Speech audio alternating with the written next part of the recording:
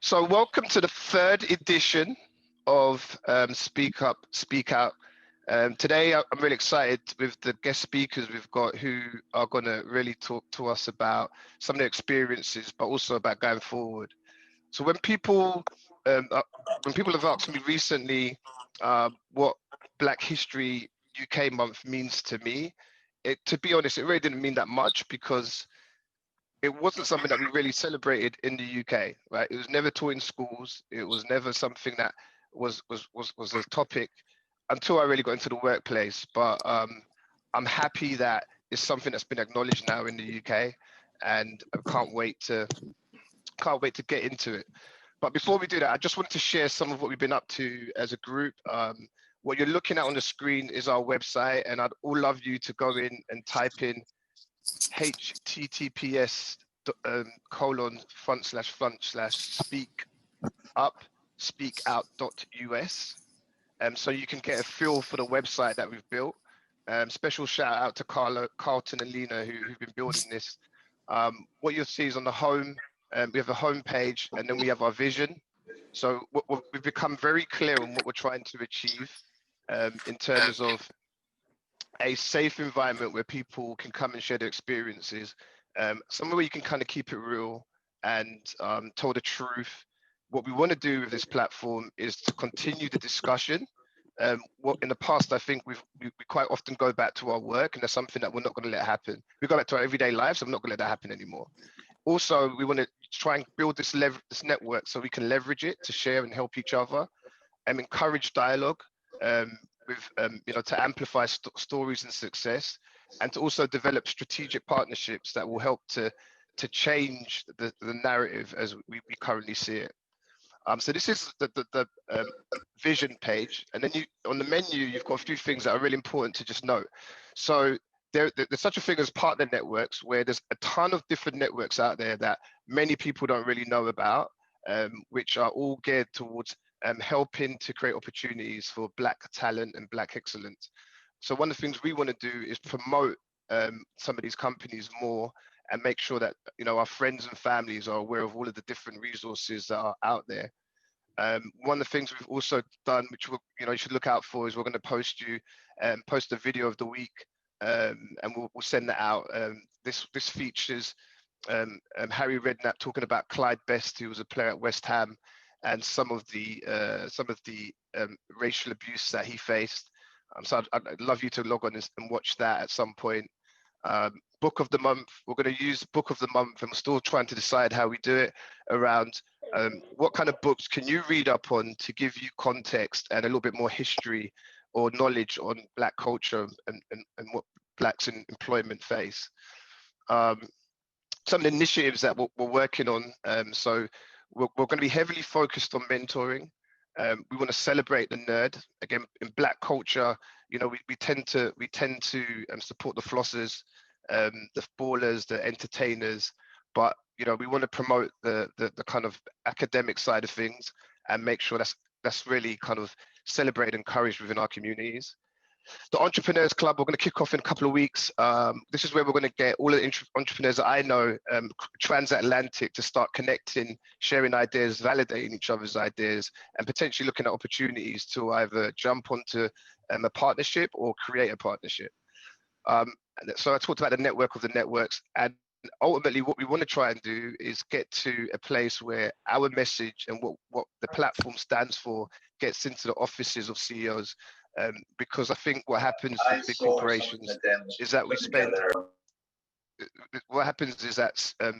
quite often CEOs don't really get the true message. There's too many layers between them and the truth. So I'm hoping that this could be a way of connecting them to what's going on the ground. And then testimonials. We've got a couple that we didn't get loaded up just yet, but we will get there. And obviously contact us. So we're looking for people who can help us to move this forward. So what I wanted to do right now is just start to pass you over to introduce you to the panel and get the conversation going. So on that note, I'm going to pass over to Michael Baron Hibbert to introduce himself. Good afternoon. Thank you, Steve, for having me. It's a pleasure to be amongst an esteemed panelists and amongst friends. My name is Michael Barrington Hibbert. I am the managing partner of Barrington Hibbert Associates, the executive search, leadership development, and diversity firm. Thank you.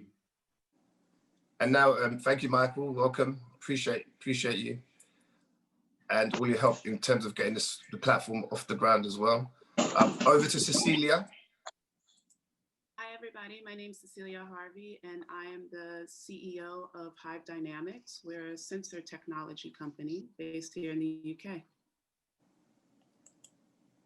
Thank you, Cecilia. I know you've got a super busy schedule, so thank you for making the time. I'm excited to. You've always got some interesting insights, so I'm excited to hear you. And then over to Henry. Hi, good afternoon, good evening, everyone. So I'm Henry Odogwu. I've recently joined BlackRock, where I'm head of UK institutional sales for the iShares and Wealth division. So I've been in financial services for about 20 years, and I've worked in various different roles, and I've spent the last 11 years working in senior sales capacities.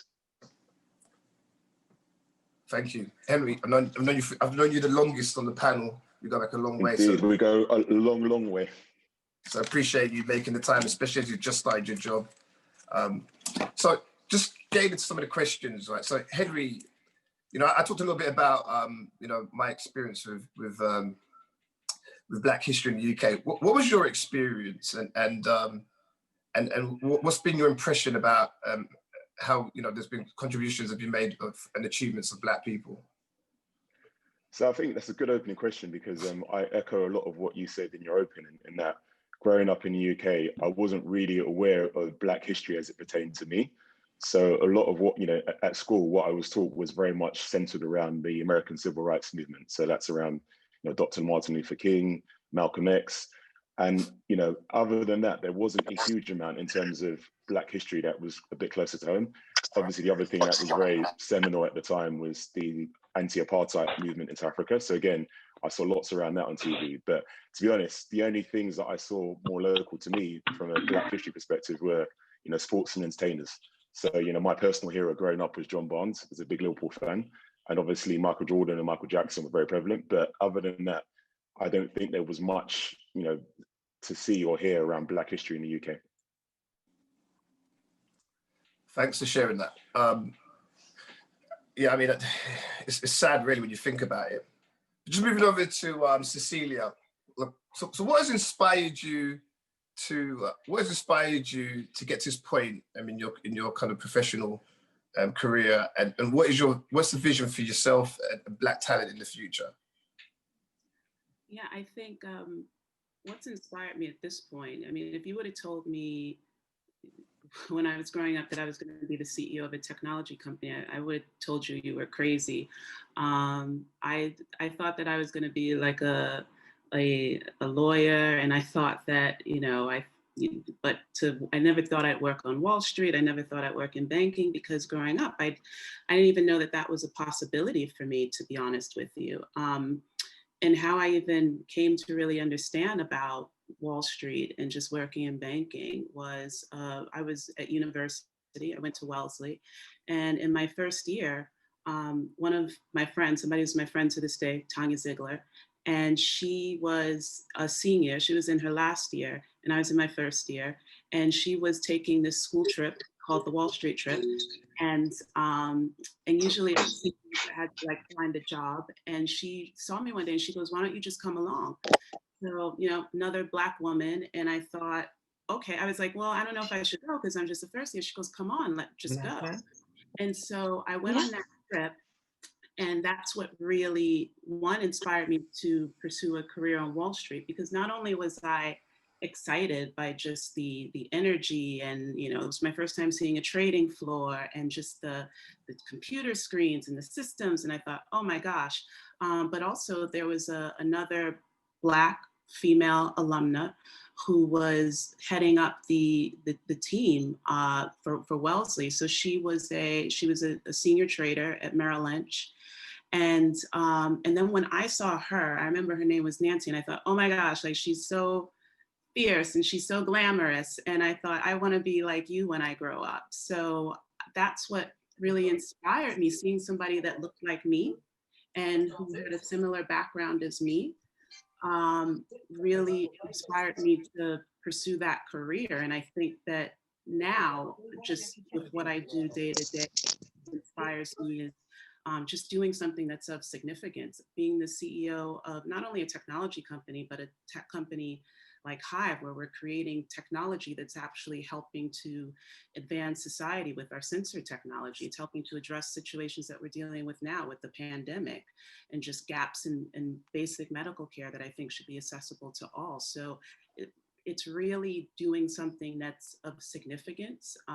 It's also doing something where it's helping to showcase others.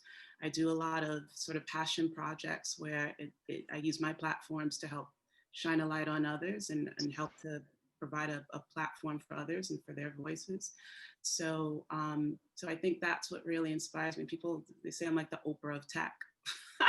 So, which is kind of interesting, but I think I take it as a compliment, because I think that perhaps like Oprah, I really want to create channels and just platforms for people where they can have the resources that they can use to really design a life they love. So that's what really inspires me. You had it here first on the Speak Up, Speak Out, the Oprah of Tech. I love it. Mike, what about you? Well, hi Cecilia, it's great to see you. So Cecilia is very much the Oprah of Tech. I must be the Stedman of recruitment then. So I'll take that, Cecilia. Look, I think in terms of what's inspired me, I think there's three core ingredients. So the first thing for me was my first CEO.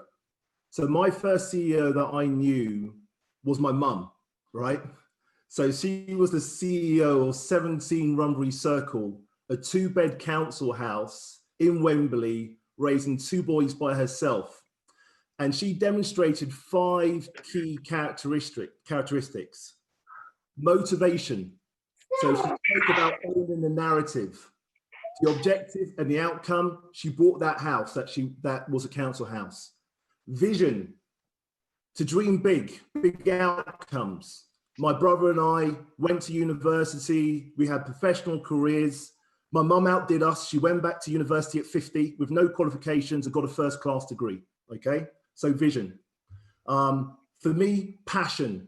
So we've got some African, we've got some Caribbean, we've got some African-American people on this call. Passion could be a good thing in our household. So at the soccer game, hearing mum and dad cheer you on, that's great. But when it comes to a little bit of discipline and you're in trouble, having that passion from your mum's hand isn't ideal, but still it kept us on the path. And 2 other components, confidence and decision-making.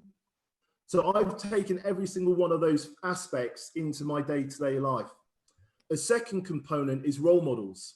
I moved to the States, and actually this echoes on what Cecilia and also Henry mentioned. But for me, the first time I came across a Black doctor, a Black lawyer, a Black college professor, I was 21 years of age. So again, I grew up in a similar era to Henry, where it was John Barnes, it was Michael Jackson, it was Prince. So to be able to see those inspirational role models in the States was an absolute game changer for me. The third point, and I think this is really critical to be able to highlight this, is allies. There is no way that I'm here today without allies. Going back to Celia's point, she's been given a platform. I've been given a platform to grow and develop by so many people. Too many people to mention on this call today.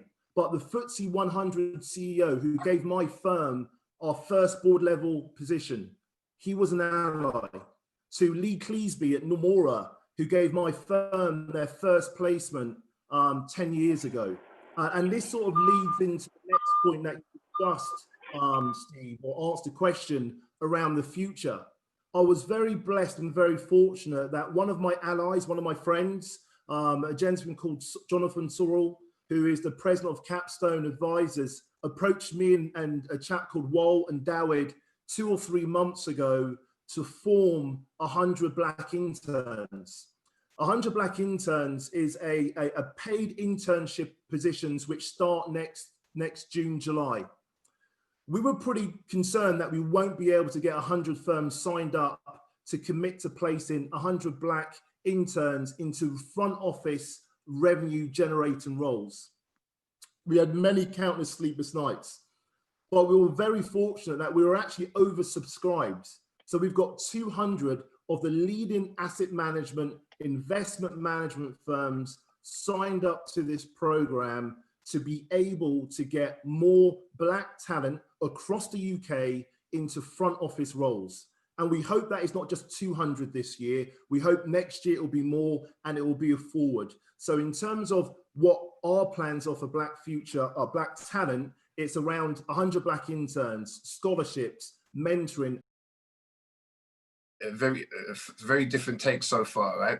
So just switching lanes a little bit, thinking about your professional careers, how did you use your experiences of racism in the workplace to help you to motivate you to succeed? I'm gonna start with Cecilia on this one. How did I use racism? It's an interesting question. I think that, I guess I sort of have a different perspective on it, that you're going to, whether you call it ignorance or unconscious bias, tone deaf conversations or microaggressions, whatever it is, I think that it's less about the racism, and I think it's more about how you react to it and your mindset. I always get the question from every single panel, every single speaking engagement that I have, as a Black woman, have you ever felt that you've been negatively impacted by racism in the workplace? And the answer is always the same. The answer is no, because I've not let that negatively impact me. So I think that it's not so much about whether or not that there's racism, but I think you need to have a mindset where, somebody else's problem is not your problem. And I also think that, we need to make sure that we're not letting that change our behavior. I remember like years ago, it was Black people just wouldn't want to, congregate together, like in the same place in the office or something, because, oh my gosh, they felt like, well, if Black people are all together in a group talking to each other, it means that we're talking about white people. And it's like, well, why can't Black people get together and talk to each other in the workplace? So I think it's things like that. It's really that mindset where you're going to have to really have a firm, strong understanding of who you are and your identity. You need to be confident with who you are, because every day you're going to be challenged by people in situations where they're going to question who you are, and your actions need to firmly tell them who you are, what you stand for, what you stand against, and what you're not going to put up for. People are always going to try and come for you, and I think it's people are always going to try and knock you down a notch, and people are going to try and make themselves feel superior to you. But I think that it's more about understanding what your abilities are, and just having confidence in that and in your experience. I had a situation before where, it's a very senior female MD, and I remember her saying to me, I don't see the value that you add. And I thought to myself, okay, because I was highly rated. My boss, who was also her boss at the time, thought that I was doing a very good job. I was recently promoted. We were on the same management team. And also I remember I had a very high manager effectiveness rating from my team. So I must be adding some value. And, I always, you always hear what the devil is a liar, right? Because you're going to have those people who are going to tell you those lies about yourself, but you need to have the power to choose whether or not you believe those lies. Once you understand that the power lies within you, and you need to have that mindset where once you have that mindset, you're unbreakable. And there's a saying that the water surrounding the boat doesn't sink the ship. It's the water that gets in the boat that sinks the ship. So if you don't let those lies get into your head, it's smooth sailing. Great response. And Mike, what would you say? What would your take be on that same question? Look, How is I've known Cecilia for a number of years, and I'm so pleased that she is leading an organization because she's got the talent, and she's not necessarily going to share some of the challenges, but I've seen firsthand the hurdles and obstacles that this woman has had to overcome. And again, this is maybe not the platform to discuss, but Celia, I see you. Thank you for doing what you're doing. Continue to inspire. Look, I can't really sort of come back with a response like Celia's done. She's just slayed it. But I'll just go back to what my first CEO told me, and that's my mum. She always said to me, and the same with you, Steve, and Henry, Celia, many others on this call, is I didn't understand when she told me about having to be twice as good.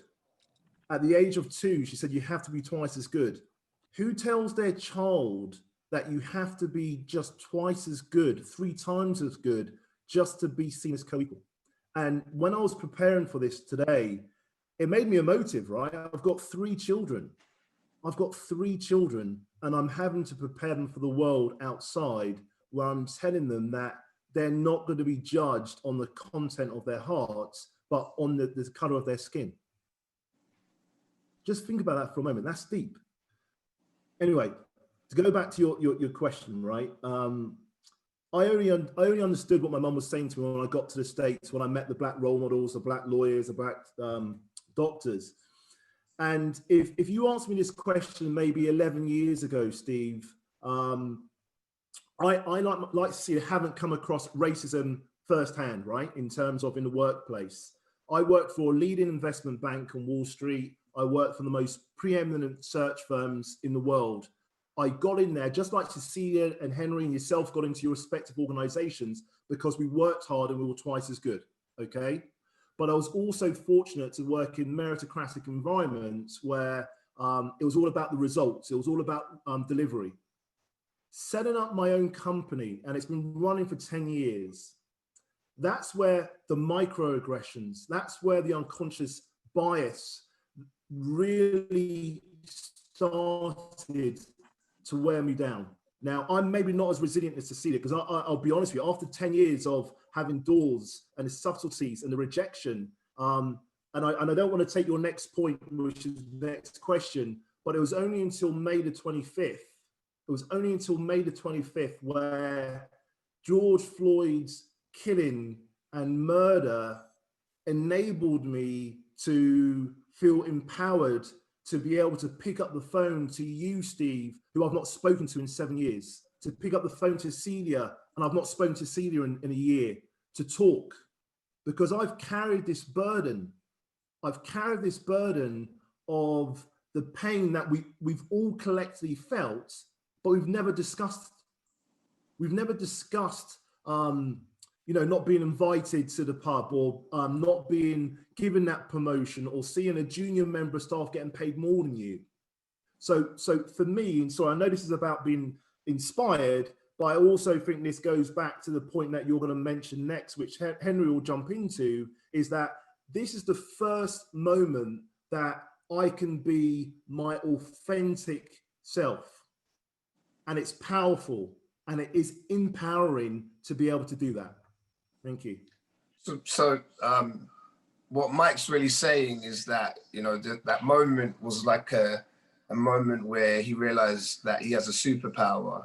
And since that moment, and Mike being his authentic self, he's not that he hasn't been successful before, but that relief of stress has enabled him to actually grow his business whilst wanting to do good, which is quite powerful. So Henry, what was your breakthrough moment, and what was like that superpower, that moment of knowing that being Black was a superpower, and as opposed to a hindrance in the workplace? What was your moment? So firstly, I'd want to touch on something that Cecilia mentioned. I think for a lot of my career, especially the first half of it, I tried not to think about being black. And what I mean by that is I didn't want to be known as Henry Odogwu, the black guy in the workplace. I wanted to be known as Henry Odogwu, and Henry Odogwu who was good and successful at his role. So I tried to, you know, my take to that was let me not allow being black be a hindrance to my career. And not to say that there wasn't discrimination, but I looked at myself and said, what can I do to make myself better, to get to the absolute best I can be? And anything that doesn't happen, let me look at it and analyze and see what I can do better. So that made me be very self-critical, and it got me to a point. And, you know, I guess I was quite obsessed around it. I think the change for me probably happened about 4 or 5 years ago. So firstly, working in sales is very much a meritocracy. So you live and die by your numbers, and I've been doing sales for a long time. And I work specifically in the pension space, which is, you know, anyone who works in pensions knows it's very white, you know, middle-aged men, effectively. So that's who I deal with most of the time. And I guess I started to realize, especially, you know, being good at what I do, that actually, you know, 9 times out of 10, in fact, 99 times out of 100, I was the only black person in the room.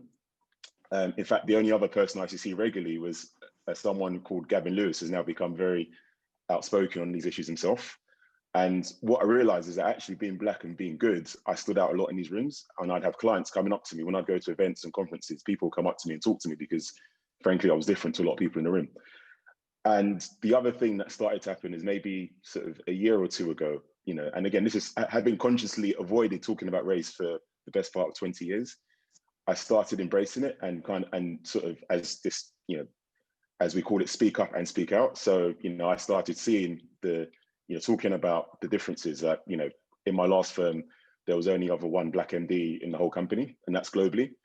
You know, there was the change from when I started in this industry, in that when I joined Barclays Capital, I was the only black graduate out of 176 globally, which when you think about a firm based in Canary Wharf in London, that's pretty crazy. And even if I fast forward to 16, 17 years on, the representation has improved in terms of I see more numbers at junior levels and the intake's better. But if you look at the statistics, they show that blacks drop out at a higher rate than anyone else from the industry.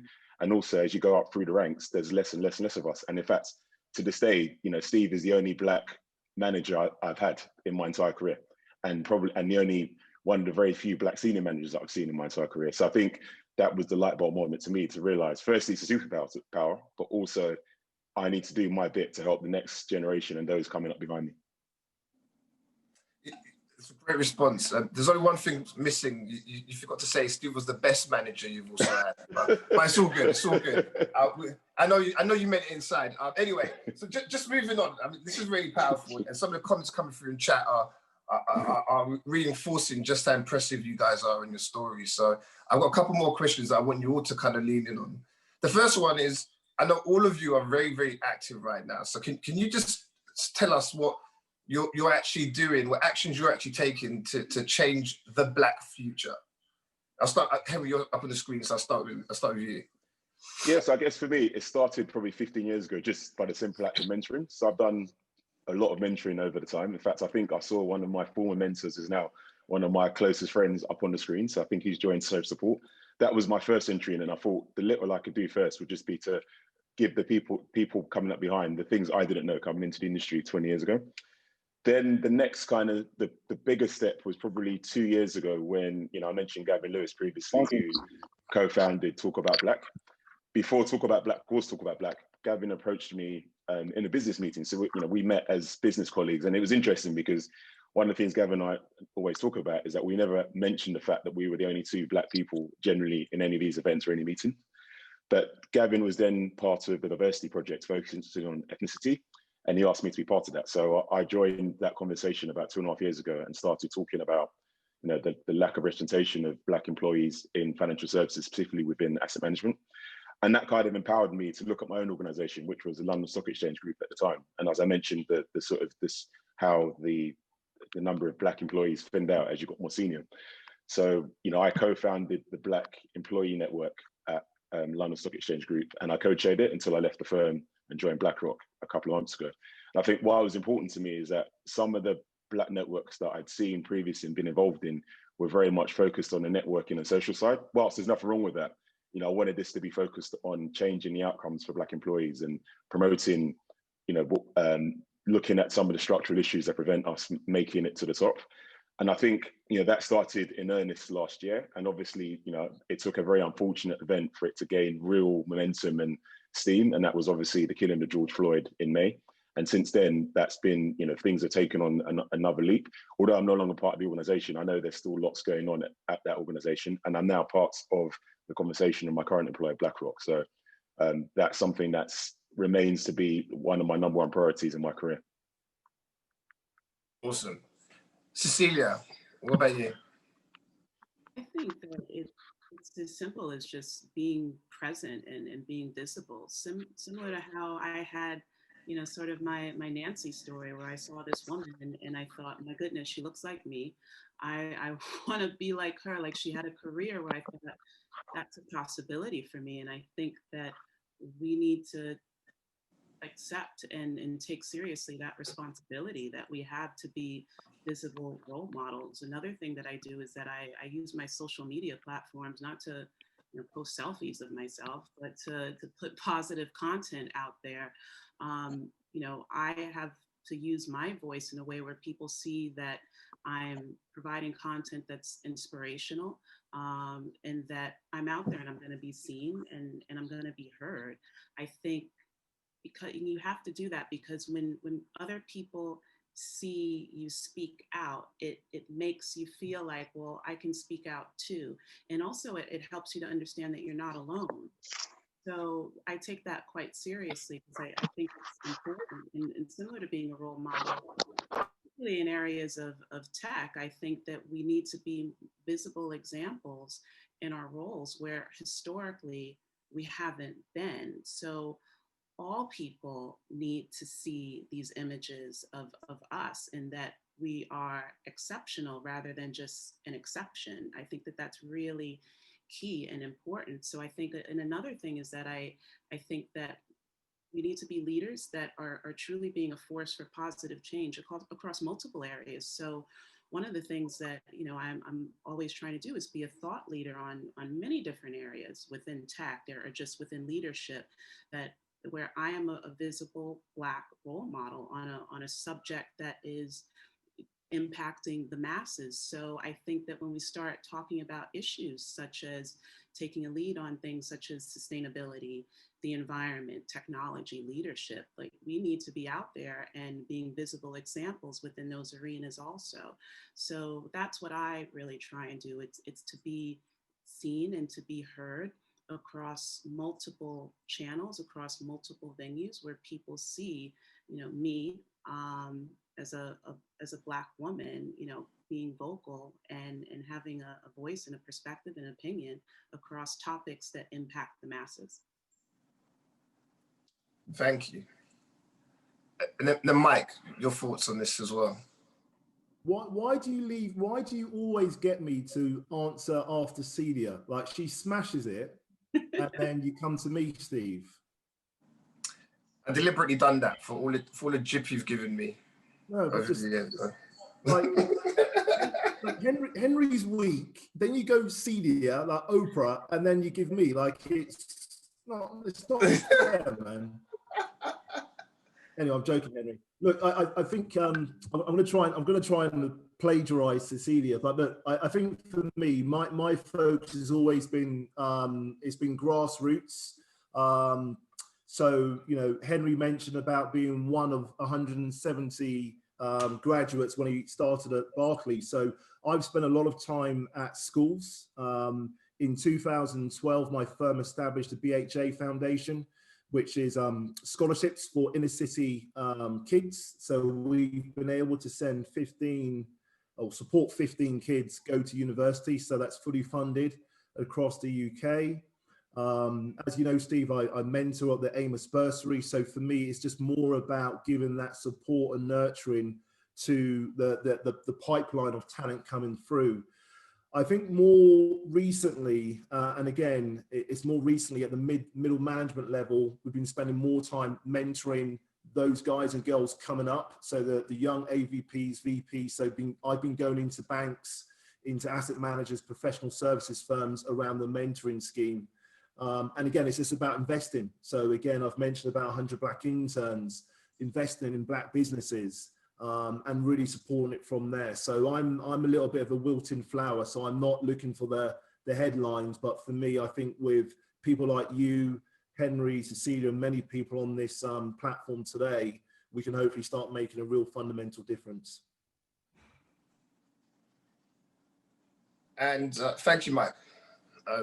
Still a very strong response after Cecilia, so you can feel comfortable with yourself. Now, just to stop Mike whinging, I'm gonna let Mike go next on the next question. So if you could pick one person in Black history that you'd like to shine a light on for others to read about, who would it be and why? Oh, see, now you didn't put that in the pre-question as to why. I just picked up a book and I was going to show you the book and I read the book. So why don't you go to Cecilia and I'll come back to you. So you can't read that quick. Just answer the question. So this is that's some low blows. No, there's a book. Yeah. Thanks, Federico. I've got your back. Thank you. So this is a book called Thomas Sankara, who was the former president of Burkina Faso. So he's the Che Guevara of Africa, mobilizes his people against oppression, women's rights, equality, and an inspirational man. So I don't want to take up too much time, but that's all I know so far, because I've only read 3 pages. 4 now. Tell the truth, I made you start reading the book, right? When I asked you the question.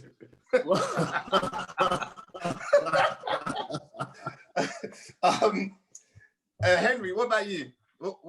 Who's that person in Black history? Yeah, I wanted to pick someone that's slightly less obvious. And I guess as originally an engineering graduate, I've always been interested in inventors and creators. So I wanted to pick Letimer. So Thomas Edison gets a lot of credit for inventing the light bulb, but not many people know Letimer is actually the person who invented the carbon filament, which actually is what made light bulbs more affordable and long lasting and practical. He also was commissioned by Alexander Bell to help him file the patents for the telephone. So again, he's been involved in 2 of the biggest and most transformative inventions in the 20th century. And finally, I think what's very interesting about him is not just on the inventive side, he's also a creative.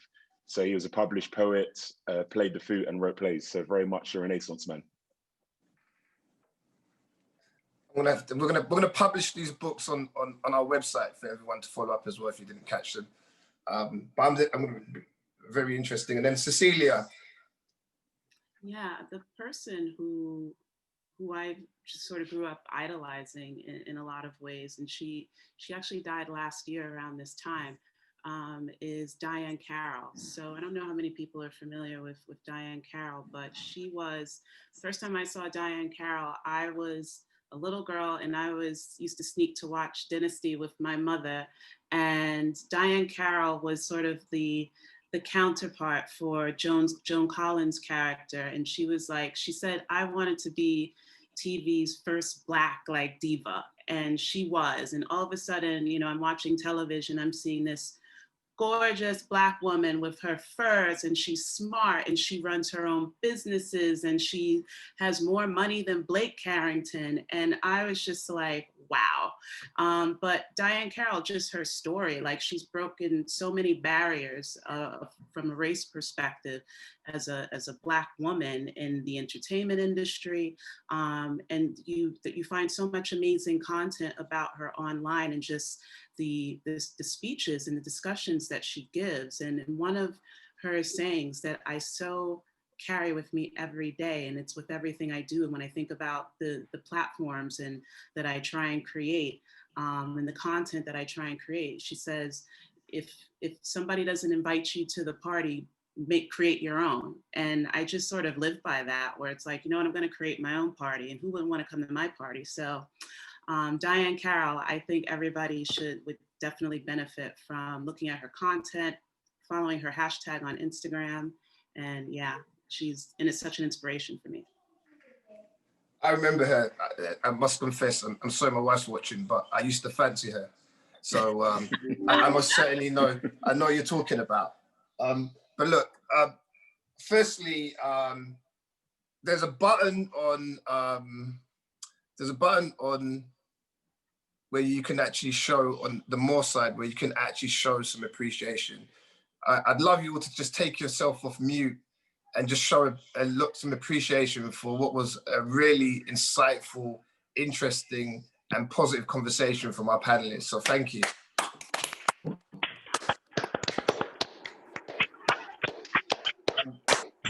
Thank you. Thank you. Thank you. Thank you.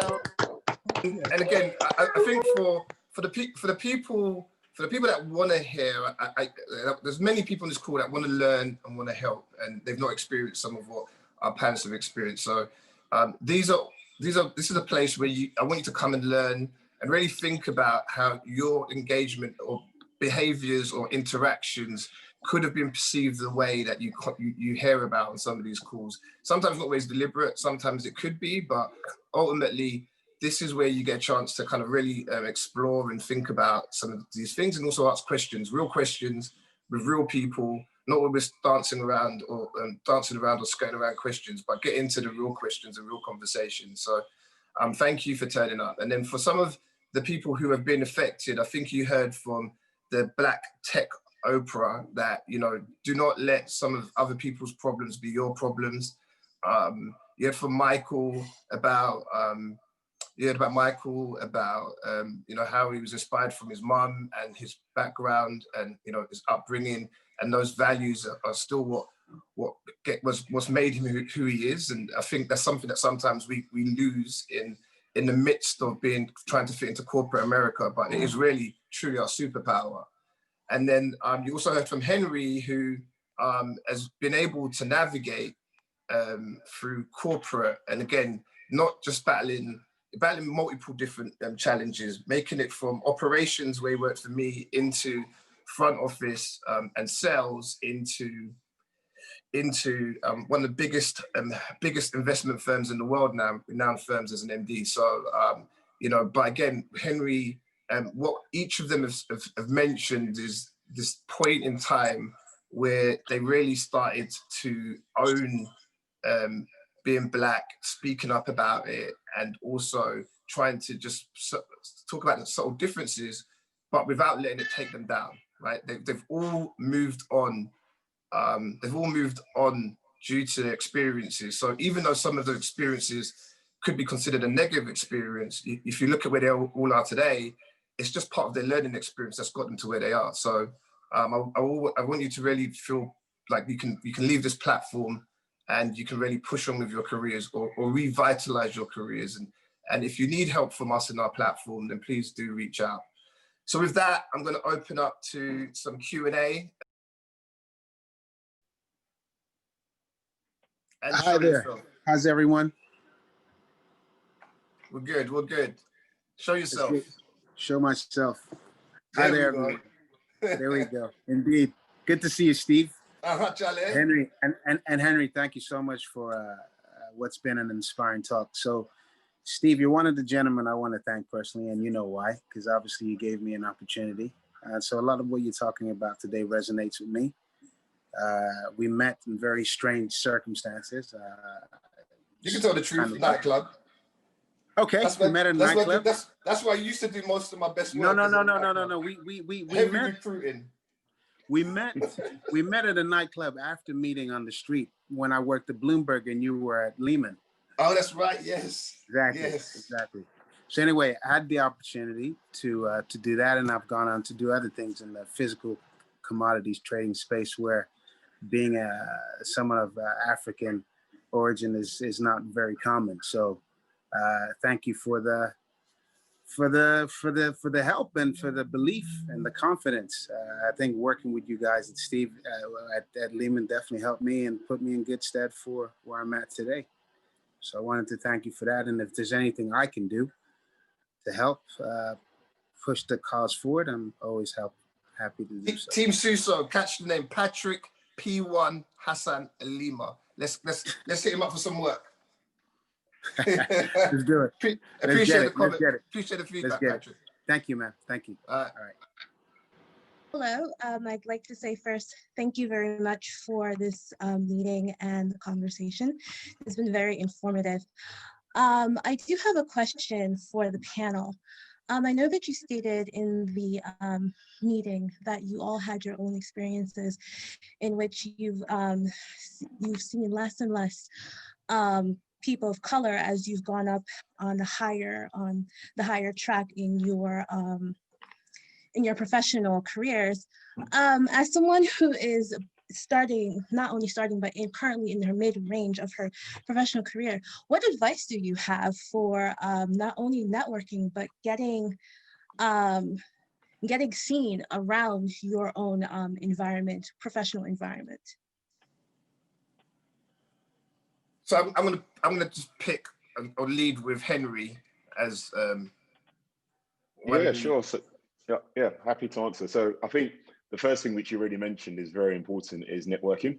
And if I look at a lot of the opportunities that I've got in my career, I would say almost all of them have been due to the network I have, and maybe only one of them has been completely outside the network. So that point you raise is very important. The second thing is, especially in most industries, you don't get progress and recognition just for doing your day job. It's all the things you do outside of that and around that which help you get noticed. So any opportunities that you can where you have capacity to get involved in other things outside of your day-to-day, those are good ways to get noticed, and also good ways to meet and network with other people in other parts of the business.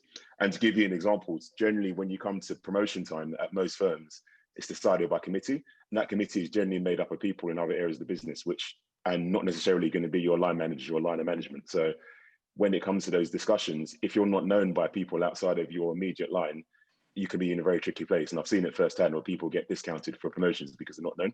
So I say it's not just about working hard, it's about working smart and where you can doing things outside of your role. And actually, a piece of advice Steve gave, he might remember this, but Steve gave me this advice back in 2004. There was an email which went around asking for volunteers for something, and no one came back. And Steve emailed me directly and said, "You're the most junior person in this email, you need to put your hand up." And that's something that's always stuck with me throughout my career. So you might remember that, but that's something I do remember from way back. I do remember it now. Thank you for reminding me. I don't know if Cecilia or Mike want to jump in, or we move to the next question. Yeah, I think with networking, I sort of have a different spin on it. I've never been like a natural networker. You know, I'm never going to be somebody who like walks in and sort of like works the room. But what I've done is I've always tried to connect people. So, and it just, I think that's more natural way of networking for me. So if I know somebody has an issue, I'll be like, oh, I know this person, I'll make the introductions. And I think that keeps you engaged with your network. I think that for me, it's an authentic way of trying to stay out there and stay connected, and people know what I'm doing and things like that. So I think that that's really important, because you start to develop really good relationships with people where they're like, wow, like she really helped me, you know, she says what she does what she says she's going to do, things like that. So I'd say that's one thing. And I think also it's about creating options for yourself too. I see so many examples of where people you know, they're at a company and they're doing all the right things and they're volunteering and all that great stuff, but the reality is you may not get that promotion, or you may not get that that raise or anything like that. So I think it's about understanding what your worth is in the market, what's going on within your industry. I say everybody should have at least 2 executive recruiters within their network that they're constantly engaged in contact. What the market is going for in terms of what your salary is and things like that. So whatever the decision is, when you're in that room that day where you're expected to hear your number, or whether or not you're expected to hear about your promotion, you're fine, because you already have plan B, C, and D already lined up, whatever that decision is made. So I think that's really important, is just creating options for yourself. Great. Some solid advice there for Samantha, I think it was. Hi, Steve. Thank you for organizing this. It was very enriching. Insightful speakers share their experiences. Very, very great.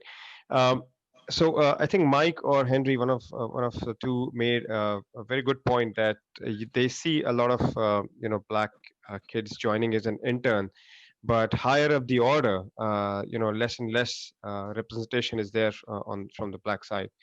So in your firms, and this is a question to all three of you, in your own firms, what is it that you're doing, or what is it that you're planning to do, or what is it that all of the executives in different firms should do to see to it that that representation doesn't remain at the junior level only, and as we go higher up, that representation increases.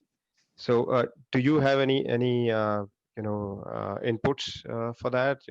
How we can see to it that that really happens? Can I jump in? That's a great question, Michael here.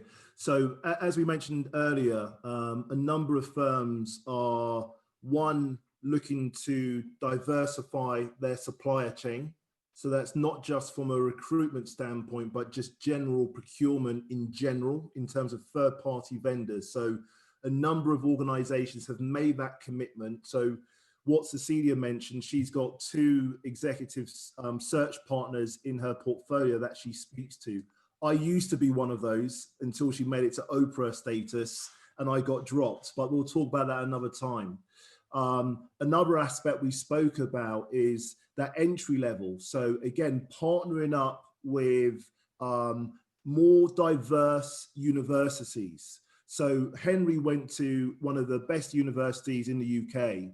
So if we look at the total Black population who go to university, it's 8%, okay, which go to UK universities. But the banks historically tend to hire out of Russell Group universities, which consists of only 3.5% of Black talent. So a lot of organizations now are starting to go into more inner city. The point I was just saying is they're focusing very much at the entry level. They're also looking to hire and mentor that middle management, but also where Henry, Steve, Cecilia are, is they're going close to that boardroom. So they're receiving reverse mentoring from the execs in order to make that next step, which the likes of Steve Morgan and Cecilia will be looking to make. Yeah. Yeah, and maybe just one thing to add to what Michael's already said, and he's covered most of it. I think the important point is also retention. I think that there's one thing bringing in all this talent, but there needs to be programs in place to retain them. Because as I said, if you look at the statistics, we tend to leave the industry at a higher rate, and a lot of that is that people feeling that they can't progress, or they get to a level where they feel there's a glass ceiling. So I think that's something that also needs education, because it's on the one hand, if you go out and bring in lots of diversity, it's great. But if these people turn around and leave within 18 months, 2 years, and leave the industry altogether, which I know some have done, then that still doesn't fix the problem. So I think looking at practices internally and focusing on retention is very important too. Yeah. Thank you. Just in the spirit of time, I know some people have to drop off any minute now. Phoenicia, we'll take your question. I don't know who the other question was, Kate. Kate, we probably need to offline with that person. Rosemary. Okay. Oh yeah, hi Steve. I just want to say thank you for including me, for reaching out and letting me know about this forum. It's been really inspirational, and it brought me back into why I am in technology, and it motivates me to just continue with my career.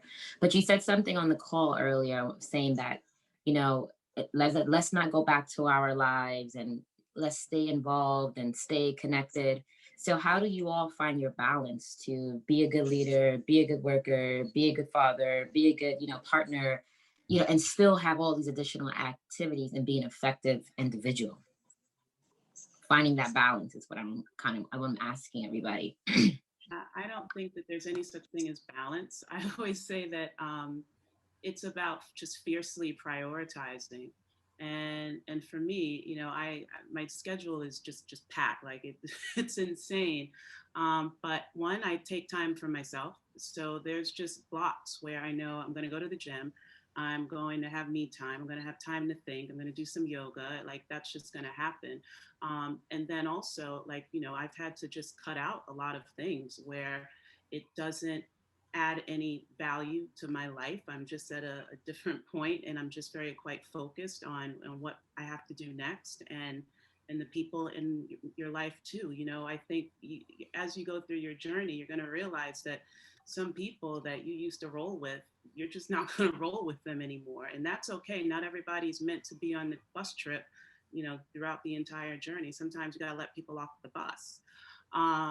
And that's no bad thing, but I think that it's really about fiercely prioritizing what you have to do and just having laser focus, but also making sure that you are carving out time for yourself, because if you don't take care of yourself first, you're not going to be any good for anybody else. So that's key. I'll let one other take that, and then I think we'll take the last question if it's there, and then wrap up 5 minutes late. But really good advice there. Thanks for the question, Phoenicia. Anyone else want to take that mic, Henry? Good. We'll go to the next question, Katie. Who was it? Rosemary. Hi, Stephen. Actually, my question, Shalandra, was very close to Shalandra's, but Michael, your internships accomplishment, were you able to do that now during the pandemic? Because that's even more impressive. So it's not me, it's a collective. So we've been really fortunate that whilst there's 4 co-founders, we've been supported, Rosemary, by a multitude of volunteers to get us through this stage. So it has been done virtually, but again, like what Steve and his team have pulled together, we've just been surrounded by so many incredible people. And finally, just on that internship piece, the overwhelming support that we've received from participating firms offering up their services. So Henry and Cecilia have spoken about the importance of preparing these kids for a life in the city. So it's around workshops, it's around networking, it's about how to dress, how do you carry yourself. So again, there's been a really big emphasis on that side, the investment of preparing them for an internship which starts in 6 or 7 months' time. So we're hosting weekly events with the interns. Thank you. Firstly, I want to again salute the panelists. I think you've been phenomenal today. I'm so blessed to have had the network hear from you and to get all this advice. And I just hope that if people do what you guys do and can start to be inspired by you to do more, be more, then we're going to make the world a better place. So peace to everybody. Thank you for joining. Speak up, speak out.